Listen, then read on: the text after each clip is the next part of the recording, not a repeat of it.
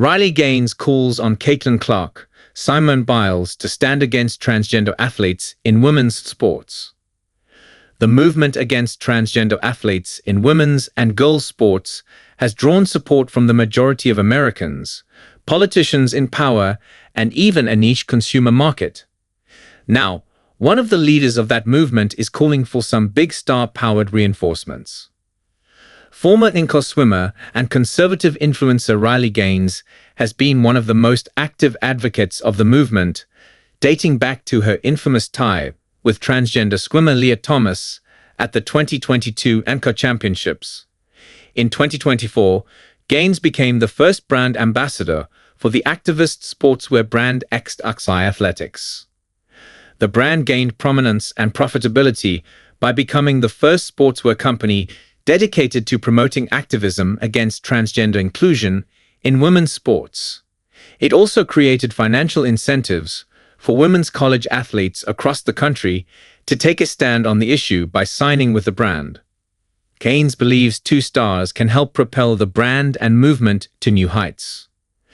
People who I think would be critical to this movement are, of course, people like Caitlin Clark, people like Simone Biles, which I think is definitely a stretch, but these are women who have been able to shatter glass ceilings and break barriers, who are role models to young girls across the country, Gaines told Fox News Digital in an exclusive interview.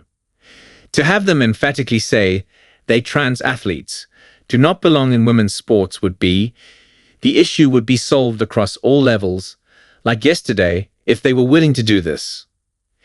Gaines said it's not as far out of reach as it sounds due to a culture shift among Americans to protect women and girls from transgender athletes.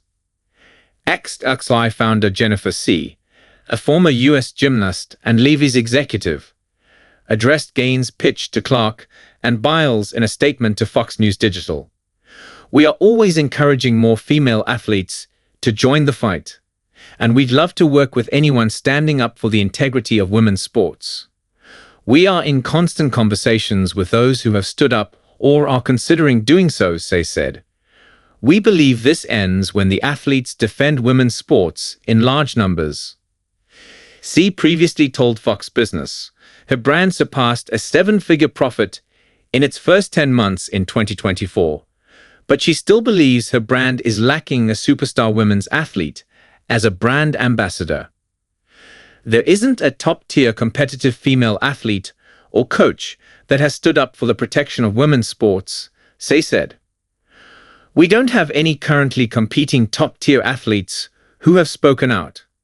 I think that's an illustration of how far we have to go. It should be normal for them to stand up and say, 'I will fight for the protection of women's sports.' And yet they haven't, because I think a lot of them are afraid of being called terrible names." Gaines and Sey say the brand is in talks with prominent women athletes, including Olympians.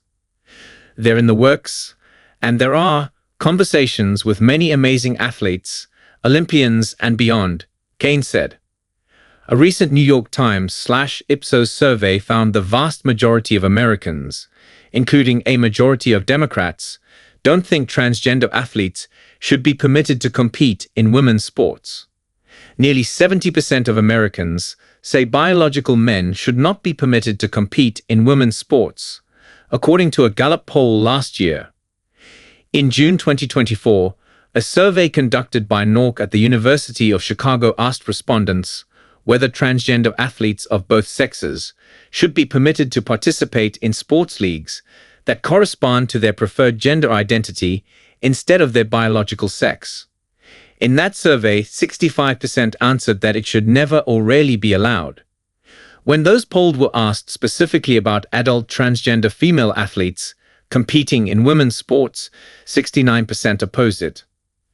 However, resistance to opposing trans inclusion in women's sports has prompted harassment and even crime against athletes involved in the movement, including XXI Athletics brand ambassadors.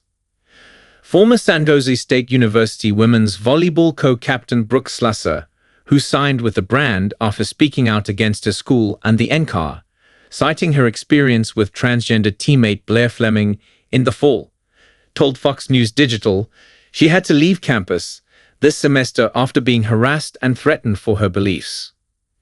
Slus's former student assistant coach, Melissa Beatty-Smoose, who appeared in XXI Athletics' recent We See You NCAA advertisement, had her home shot at in February and believes she was targeted for speaking out against the university's alleged favoritism of Fleming.